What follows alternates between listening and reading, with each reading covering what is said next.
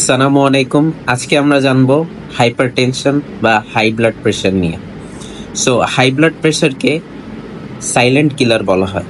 এটা বলার কারণ এখানে স্বাভাবিক অবস্থায় কোনো ধরনের সিমটম বোঝা যায় না যতক্ষণ না পর্যন্ত আপনাদের মেইন অর্গানগুলো ড্যামেজ হচ্ছে। যেমন আপনার যতক্ষণ না পর্যন্ত হার্ট ডিজিজ হচ্ছে বা কিডনি ফেলিওর হচ্ছে বা বড় কোনো ধরনের ড্যামেজ হচ্ছে আপনার শরীরে, ততক্ষণ না পর্যন্ত আপনি বুঝবেন না যে আপনার ব্লাড প্রেশারটা হাই আছে। এখন ব্লাড প্রেশারটা কি আমরা আগে সেটা জানবো। আমাদের রক্তটা যখন ধমনী বা রক্তনালীর মধ্যে দিয়ে প্রবাহিত হয়, তখন রক্তটা ওই রক্তনালীর প্রাচীরে যে প্রেশার বা যে চাপটা প্রদান করে সেটাকে বলা হয় ব্লাড প্রেশার। এখন এই ব্লাড প্রেশারটা পরিমাপ করা হয় দুইটা সংখ্যা দ্বারা।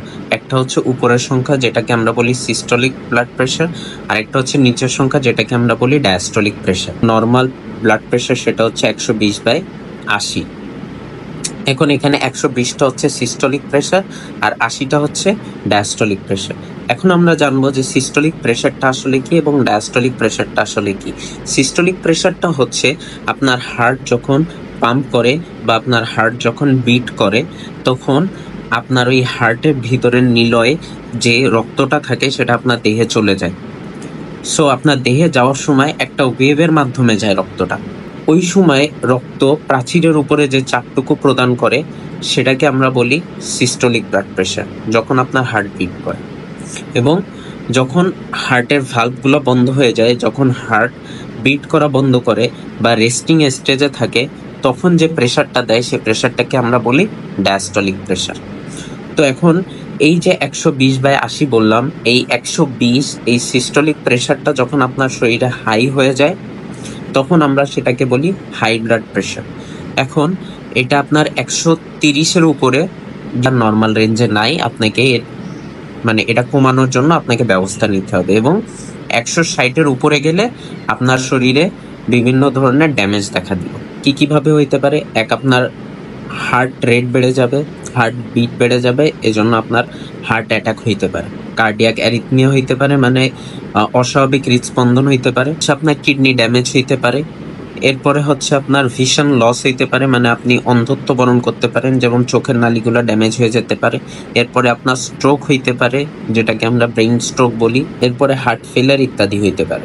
এখন আমরা জানবো যে এখানে কজগুলো কি বা কি কারণে আমাদের ব্লাড প্রেশারটা হাই হয়। এক হচ্ছে আপনার জেনেটিক্যালি, মানে আপনার যদি বংশগত রোগ থাকে হাই ব্লাড প্রেশারের, তাহলে হইতে পারে। দ্বিতীয়ত হচ্ছে আপনি যদি এক্সেসিভ লবণ খান, মানে আপনার দেহে যদি সল্ট ইনটেকটা বেশি হয়ে যায়।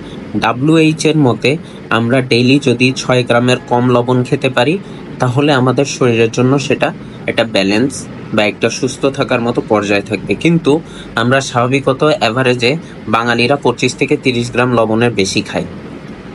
সো কাঁচা লবণ পরিহার করতে হবে এবং এক্সেসিভ সল্ট বা বেশি লবণ খাবারে খাওয়া যাবে না। দ্বিতীয়ত হচ্ছে আপনি যদি এক্সারসাইজ থেকে দূরে থাকেন, মানে আপনি যদি অফিসে থাকেন, বসে বসে কাজ থাকে, বা আপনি হচ্ছে শিক্ষার্থী যারা বসে বসে পড়ালেখা করে সারাদিন, সো এসব কারণে ব্লাড প্রেশারটা ড্রাস্টিক্যালি হাই হয়।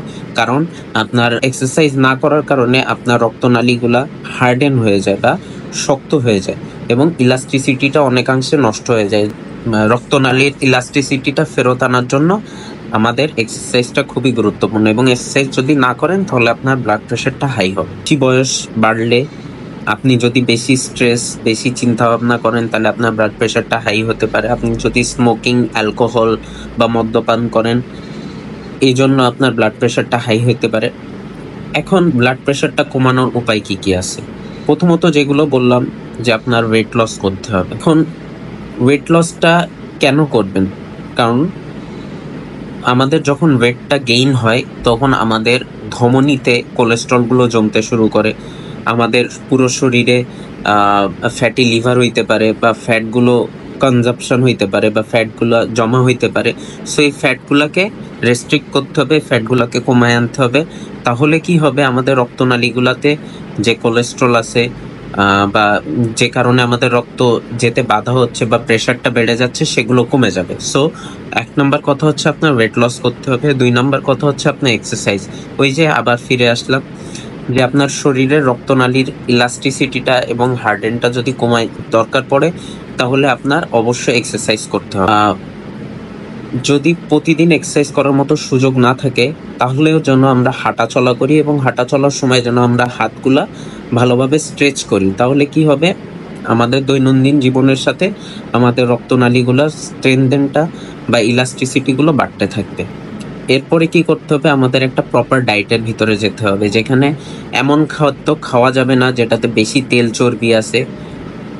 তাহলে আপনার দেহে কোলেস্ট্রলের মাত্রাটা বেড়ে যাবে, তখন আপনাদের রক্তনালীগুলো বন্ধ হওয়ার মতো উপক্রম তৈরি হবে। প্লাস সল্ট কম কনজাম্পশন করতে হবে এবং অ্যালকোহল আর স্মোকিং দুইটা জিনিসই পুরোপুরি দেহ থেকে সুস্থ থাকতে গেলে রেস্ট্রিক্ট করতে হবে। সো সবাই সুস্থ থাকবেন, স্বাভাবিক থাকবেন, ভালো থাকবেন। আসসালামু আলাইকুম।